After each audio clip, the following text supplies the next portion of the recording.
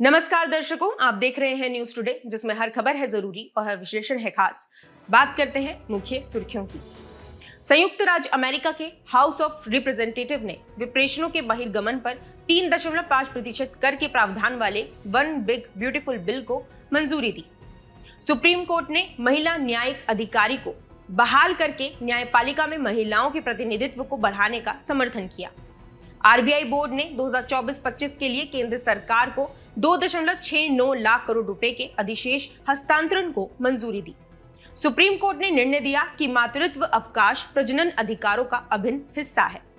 विश्व की पहली पशु स्वास्थ्य स्थिति रिपोर्ट जारी की गई। चलिए बढ़ते हैं आज की पहली मुख्य खबर की ओर। संयुक्त राज्य अमेरिका के हाउस ऑफ रिप्रेजेंटेटिव ने विप्रेशनों के बहिर्गमन पर 3.5% कर के प्रावधान वाले वन बिग ब्यूटीफुल बिल को मंजूरी दी। विप्रेशनों के अंतरण पर उत्पाद शुल्क नामक यह नया प्रस्तावित प्रावधान 1 जनवरी 2026 से लागू होगा। आइए पहले विप्रेशन यानी रेमिटेंस के बारे में जान लेते हैं।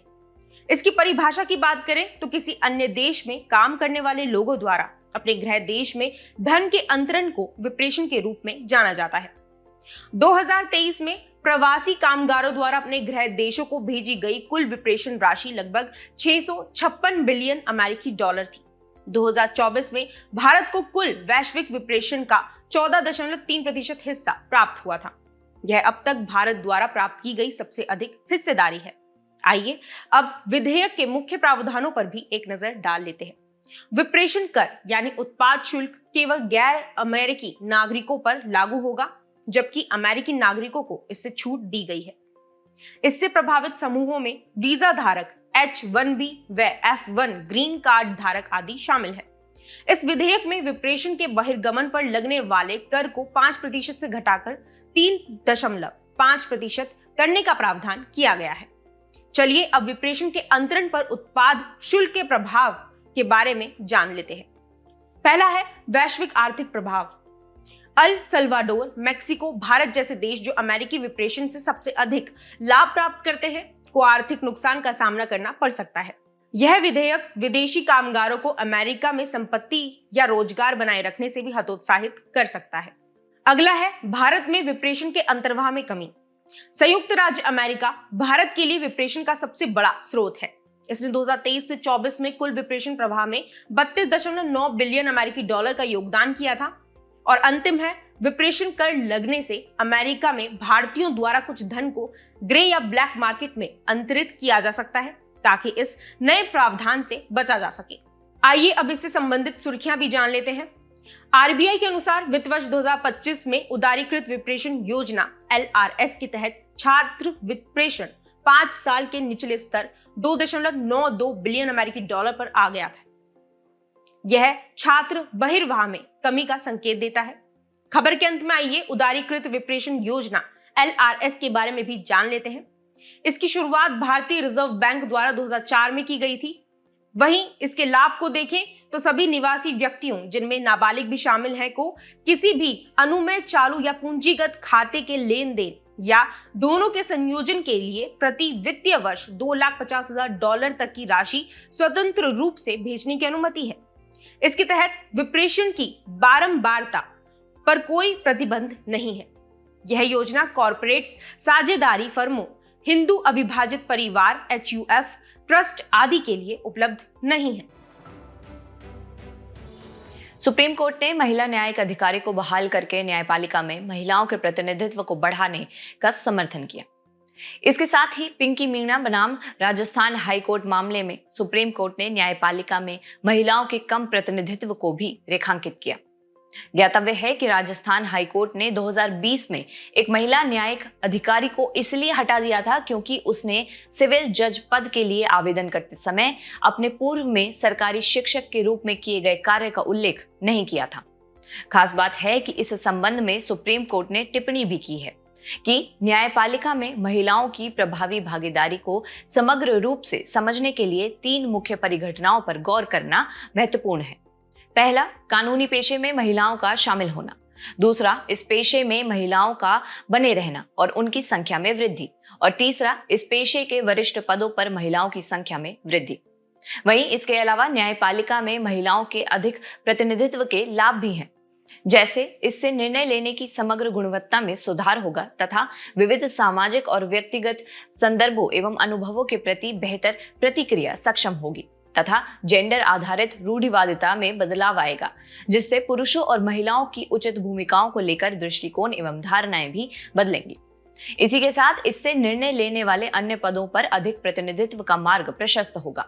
उदाहरण के लिए सरकार की विधायिका और कार्यपालिका में महिलाओं की संख्या बढ़ेगी और महिलाओं में न्याय पाने की इच्छा तथा न्यायालयों के माध्यम से अपने अधिकारों की रक्षा करने संबंधी प्रवृत्ति को बढ़ावा मिलेगा। आपको बता दें कि न्यायपालिका में महिलाओं का कम प्रतिनिधित्व है। जैसे 1950 में अपनी स्थापना के बाद से सुप्रीम कोर्ट में केवल 11 महिला न्यायाधीश नियुक्त हुई हैं। पिछले 75 सालों में सुप्रीम कोर्ट में कोई भी अनुसूचित जाति या जनजाति समुदाय की महिला न्यायाधीश नहीं बनी है। वहीं बात करें हाई कोर्ट्स की तो न्यायपालिका की स्थिति रिपोर्ट 2023 के अनुसार इनमें केवल 13.4% न्यायाधीश महिलाएं हैं तथा भारतीय न्याय रिपोर्ट 2025 के अनुसार तेलंगाना और सिक्किम को छोड़कर किसी भी राज्य के हाई कोर्ट में 30% से अधिक महिला न्यायाधीश नहीं है। इसी के साथ मणिपुर, मेघालय, त्रिपुरा, पटना और उत्तराखंड हाई कोर्ट्स में कोई महिला न्यायाधीश नहीं है। चलिए बढ़ते हैं अगली मुख्य खबर की ओर। आरबीआई बोर्ड ने 2024-25 के लिए केंद्र सरकार को 2.69 लाख करोड़ रुपए के अधिशेष हस्तांतरण को मंजूरी दी। 2024-25 के लिए हस्तांतरणीय अधिशेष राशि को केंद्रीय बोर्ड द्वारा अनुमोदित संशोधित आर्थिक पूंजीगत फ्रेमवर्क ईसीएफ के आधार पर तय किया गया है। आरबीआई की आय के प्रमुख स्रोत सरकारी प्रतिभूतियों पर ब्याज की वसूली से आय, तरलता प्रबंधन साधनों जैसे लिक्विडिटी एडजस्टमेंट फैसिलिटी से निवल ब्याज आय, ऋण, विदेशी मुद्रा निवेश पर अर्जित ब्याज आदि है। आइए पहले आर्थिक पूंजीगत फ्रेमवर्क यानी ईसीएफ के बारे में जान लेते हैं। यदि बात करें इसकी उत्पत्ति की तो ईसीएफ को आरबीआई द्वारा 2019 में बिमल जालान समिति की सिफारिशों के आधार पर अपनाया गया था। ECF enterprise wide risk management ERM framework 2012 का एक अभिन्न अंग है। वहीं इसकी अवधारणा को समझें तो ईसीएफ रिस्क प्रोविजनिंग के उचित स्तर को निर्धारित करने और आरबीआई अधिनियम 1934 की धारा 47 के तहत किए जाने वाले लाभ वितरण के लिए एक पद्धति प्रदान करता है। रिस्क प्रोविजनिंग के तहत आरबीआई को अपनी बैलेंस शीट का कुछ प्रतिशत हिस्सा आकस्मिक जोखिम बफर यानी कॉन्टिंजेंट रिस्क बफर के रूप में अलग रखना होता है ताकि वह भविष्य के किसी जोखिम से निपट सके। इसलिए किसी भी अप्रत्याशित घटना से उत्पन्न होने वाले जोखिमों से निपटने के लिए आर्थिक पूंजी के रूप में पर्याप्त राशि अपने पास सुरक्षित रखनी होती है। आइए अब ईसीएफ के तहत आर्थिक पूंजी के घटकों को भी जान लेते हैं। पहला है रियलाइज्ड इक्विटी। इसमें आरबीआई की पूंजी आरक्षित निधि, आकस्मिकता निधि सीएफ और संपत्ति विकास निधि एडीएफ शामिल है। फिर है आकस्मिक जोखिम बफर यानी कि कॉन्टिंजेंट रिस्क बफर, मौद्रिक और वित्तीय स्थिरता, ऋण और परिचालन संबंधित जोखिमों के लिए प्रावधान करने हेतु आरबीआई की रियलाइज्ड इक्विटी का घटक है। अगला है पुनर्मूल्यांकन शेष यानी कि रिवैल्यूएशन बैलेंसेस। इनमें वे अप्राप्त लाभ, अनरियलाइज्ड गेन्स या निवल हानियां होती हैं जो विनिमय दर, सोने की कीमत या ब्याज दर में बदलाव के कारण उत्पन्न होती है। वहीं अगर फ्रेमवर्क की अवधि को देखें तो समिति ने हर 5 साल में इस फ्रेमवर्क की समीक्षा करने की सिफारिश की है। चलिए अगली खबर पर बढ़ने से पहले ईसीएफ में हुए प्रमुख संशोधन भी जान लेते हैं। सीआरबी के तहत रिस्क प्रोविजनिंग को देखें तो इसे आरबीआई की बैलेंस शीट के 4.5% से 7.5% तक की सीमा तक बढ़ाया गया है। 2024-25 के लिए सीआरबी को 7.5% तक बढ़ाने से लाभांश कम हो गया है। आरबीआई का सीआरबी रेनी डे यानी वित्तीय स्थिरता संकट के लिए देश की बचत के रूप में है, जिसे केंद्रीय बैंक ने अंतिम ऋणदाता यानी कि लेंडर ऑफ लास्ट रिजोर्ट के रूप में अपनी भूमिका को ध्यान में रखते हुए बनाए रखा है। और अंतिम है बाजार जोखिम यानी मार्केट रिस्क। अब इसमें ऑन बैलेंस शीट और ऑफ बैलेंस शीट दोनों तरह के एक्सपोजर शामिल हैं तथा साथ ही छोटी मुद्रा परिसंपत्तियां भी शामिल हैं। सुप्रीम कोर्ट ने निर्णय दिया कि मातृत्व अवकाश प्रजनन अधिकारों का अभिन्न हिस्सा है। सुप्रीम कोर्ट के उमादेवी बनाम तमिलनाडु सरकार वाद में निर्णय दिया कि मातृत्व अवकाश किसी महिला के प्रजनन अधिकारों का अनिवार्य हिस्सा है। सुप्रीम कोर्ट के इस निर्णय से कामकाजी महिलाओं के संवैधानिक और मानवाधिकारों को बल मिला है। आपको बता दें कि शीर्ष न्यायालय ने मद्रास हाई कोर्ट के उस आदेश को रद्द कर दिया जिसमें एक महिला को उसके तीसरे बच्चे के जन्म पर मातृत्व अवकाश देने से इनकार कर दिया गया था। मद्रास हाई कोर्ट ने अपने निर्णय में कहा था कि राज्य की नीति केवल 2 बच्चों के जन्म तक ही मातृत्व अवकाश का हित लाभ प्रदान करती है। इसी के साथ आइए सुप्रीम कोर्ट के निर्णय से संबंधित मुख्य बिंदु भी जान लेते हैं। सबसे पहला है प्रजनन अधिकार यानी रिप्रोडक्टिव राइट। मातृत्व अवकाश मातृत्व हित लाभ का एक अभिन्न अंग है और यह महिला के प्रजनन अधिकारों का मुख्य पहलू है। दूसरा है संवैधानिक सुरक्षा। सुचेता श्रीवास्तव बनाम चंडीगढ़ प्रशासन मामले के अनुसार महिला की प्रजनन संबंधी विकल्पों की स्वतंत्रता को संविधान के अनुच्छेद 21 के अंतर्गत उसकी दैहिक स्वतंत्रता यानी पर्सनल लिबर्टी के तहत संरक्षित किया गया है। तथा अगला मानवाधिकार। प्रजनन अधिकारों को सार्वभौमिक मानवाधिकार घोषणा पत्र यानी UDHR में मान्यता प्राप्त है। साथ ही प्रजनन अधिकारों में स्वास्थ्य, निजता, गरिमा और समानता के अधिकार भी शामिल हैं। और अंतिम है सामाजिक न्याय, जो मातृत्व अवकाश से संबंधित कानून महिलाओं की माता और कामकाजी के रूप में दोहरी भूमिका को समर्थन देकर सामाजिक न्याय सुनिश्चित करता है ताकि वे आत्मनिर्भर एवं गरिमापूर्ण जीवन जी सकें। आपको बता दें कि जनसंख्या नियंत्रण एक उचित नीतिगत उद्देश्य हो सकता है, लेकिन यह मूलभूत प्रजनन अधिकारों पर हावी नहीं हो सकता। न्याय, समानता और कल्याण के व्यापक उद्देश्यों की पूर्ति हेतु दोनों में संतुलन आवश्यक है। अगली खबर पर बढ़ने से पहले आइए मातृत्व हितलाभ अधिनियम के बारे में भी जान लेते हैं। मातृत्व हितलाभ अधिनियम 1961 महिलाओं को प्रसव से पहले और प्रसव के बाद निर्धारित अवधि के लिए सवेतन मातृत्व अवकाश और इससे संबंधित लाभ प्रदान करता है। इस कानून में 2017 में संशोधन किया गया था। अब प्रश्न यह उठता है कि यह किन पर लागू है। आपको बता दें कि इसमें कारखाना, खदान, बागान, सरकारी प्रतिष्ठान, दुकान और वे सभी कार्यस्थल जहां 10 या अधिक कर्मचारी कार्यरत हैं। इसके अलावा कर्मचारी राज्य बीमा अधिनियम 1948 के अंतर्गत आने वाली महिलाएं भी मातृत्व हित लाभ की पात्र हैं। और अंत में मातृत्व अवकाश की बात कर लेते हैं, अर्थात जिन महिलाओं की 2 से कम जीवित संतान हैं उन्हें 26 सप्ताह का सवेतन मातृत्व अवकाश मिलता है। जिनके 2 या अधिक संतान हैं उन्हें 12 सप्ताह का मातृत्व अवकाश प्रदान किया जाता है। चलिए बढ़ते हैं आज की अंतिम मुख्य खबर की ओर। विश्व की पहली पशु स्वास्थ्य स्थिति रिपोर्ट जारी की गई। यह रिपोर्ट विश्व पशु स्वास्थ्य संगठन WOAH द्वारा जारी की गई है। यह विश्व में पशुओं के स्वास्थ्य की स्थिति पर पहली व्यापक वैश्विक रिपोर्ट है। विश्व पशु स्वास्थ्य संगठन WOAH का मुख्यालय पेरिस में है। इसकी स्थापना 1924 में ऑफिस इंटरनेशनल डेज एपिड्यूटीज के रूप में हुई थी। इसे विश्व पशु स्वास्थ्य संगठन WOAH नाम 2003 में दिया गया था। यह संगठन पशु संबंधी रोगों की जानकारी पारदर्शी रूप से साझा करता है और पशु स्वास्थ्य सुधारने के लिए कार्य करता है ताकि एक सुरक्षित, स्वस्थ और संधारणीय विश्व बना रह सके। आइए रिपोर्ट के मुख्य बिंदुओं पर एक नजर डालते हैं। पहला है रोग पैटर्न में बदलाव। अब संक्रामक पशु रोग नए भौगोलिक क्षेत्रों में फैल रहे हैं। इनमें से लगभग 47% रोग ऐसे हैं जो पशुओं से इंसानों में फैल सकते हैं। इन्हें जूनोटिक यानी पशुजन्य रोग कहा जाता है। उदाहरण के लिए पेस्टिडेस, पेटिट्स, रूमिनेंट्स भेड़ और बकरियों को प्रभावित करता है। यह रोग पारंपरिक रूप से विकासशील देशों तक ही सीमित था। अब इसका प्रसार यूरोप में भी देखा गया है। फिर है रोग की बढ़ती तीव्रता। अफ्रीकी स्वाइन फीवर, एवियन इन्फ्लुएंजा और खुरपका, मुंहपका जैसी बीमारियों की आवृत्ति एवं तीव्रता बढ़ रही है। इससे कृषि खाद्य प्रणालियों को नुकसान होता है तथा खाद्य सुरक्षा, लोक स्वास्थ्य और जैव विविधता पर भी नकारात्मक असर पड़ता है। तीसरा है रोग फैलने के कारक।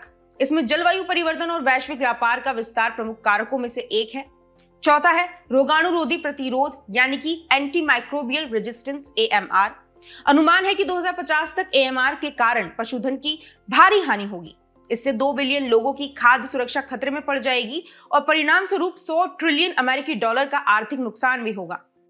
आइए खबर को आगे बढ़ाते हुए रिपोर्ट में की गई मुख्य सिफारिशें भी देख लेते हैं। बेहतर स्वच्छता और जैव सुरक्षा उपायों जैसे अन्य नियंत्रण उपायों के साथ साथ सुरक्षित व प्रभावी टीकों की समान उपलब्धता सुनिश्चित करनी चाहिए। साथ ही राष्ट्रीय पशु चिकित्सा सेवाओं को मजबूत करने, वैश्विक एवं क्षेत्रीय स्तर पर समन्वय बढ़ाने, रोग निगरानी प्रणाली में सुधार आदि के लिए निवेश को बढ़ावा देना चाहिए। चलिए बढ़ते हैं हमारे खास सेगमेंट सुर्खियों में रहे स्थल की तरफ। आज हम बात करेंगे ऑस्ट्रेलिया की, जिसकी राजधानी कैनबरा है। हाल ही में ऑस्ट्रेलिया में शताब्दी की सबसे भयंकर बाढ़ के कारण 50,000 लोग फंसे। अगर भौगोलिक अवस्थिति की बात करें तो ऑस्ट्रेलिया पृथ्वी का सबसे छोटा महाद्वीप और छठा सबसे बड़ा देश है। यह प्रशांत और हिंद महासागर के बीच स्थित है। आपको बता दें कि ऑस्ट्रेलिया उत्तर पश्चिम में इंडोनेशिया से तिमोर और अराफुरा सागर द्वारा तथा उत्तर पूर्व में पापुआ न्यू गिनी से कोरल सागर और टोरेस जलडमरू मध्य द्वारा अलग होता है। बात करें राजनीतिक व्यवस्था की तो यहाँ संघीय सरकार एवं संवैधानिक राजतंत्र मौजूद है। खास बात यह है कि ऑस्ट्रेलिया यूनाइटेड किंगडम के कॉमनवेल्थ का हिस्सा है, इसलिए ब्रिटेन का सम्राट वहां का राष्ट्र प्रमुख होता है। चलिए बढ़ते हैं भौगोलिक विशेषताओं की तरफ। ऑस्ट्रेलिया का 1/3 से अधिक भाग रेगिस्तान है तथा यहाँ की प्रमुख पर्वत श्रृंखलाएं great dividing range, McDonald range आदि हैं। प्रमुख नदियों में मरे डार्लिंग, मूराम्बिजी, लैकलन आदि शामिल हैं। आपको बता दें कि ग्रेट बैरियर रीफ क्वींसलैंड के पूर्वी तट के पास स्थित है। यह दुनिया की सबसे बड़ी मूंगे की चट्टानों की श्रृंखला है। चलिए बुलेटिन के आखिर में बढ़ते हैं आज की संक्षिप्त सुर्खियों की तरफ।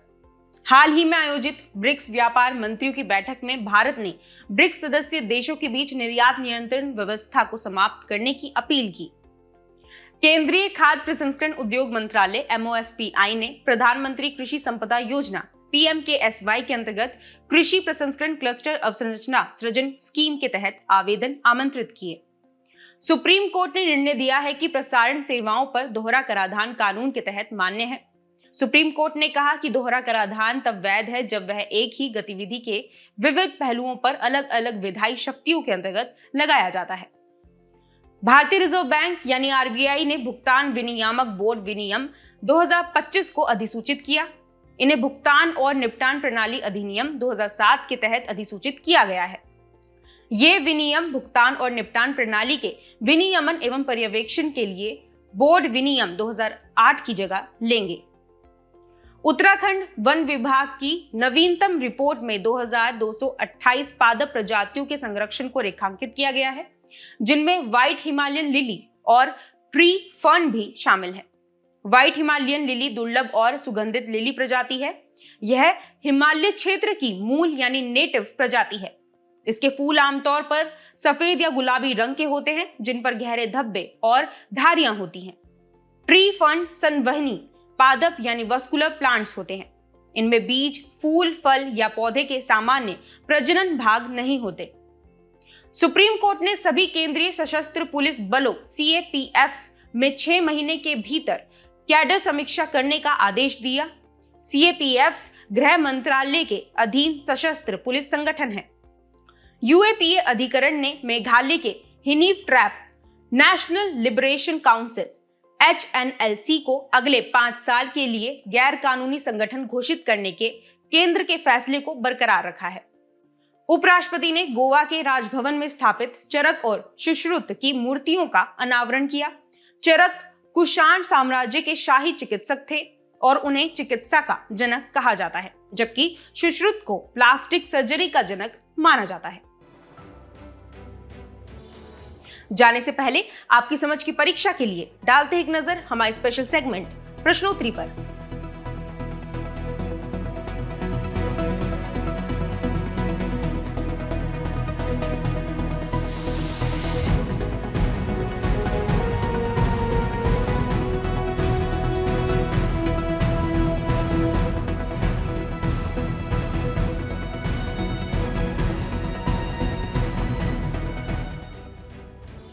हमसे जुड़ने के लिए आपका धन्यवाद। उम्मीद है न्यूज टुडे का यह बुलेटिन आपको पसंद आया होगा। न्यूज टुडे की PDF को डाउनलोड करने के लिए और आज की क्विज के उत्तर के लिए डिस्क्रिप्शन में दिए गए लिंक्स पर क्लिक कीजिए।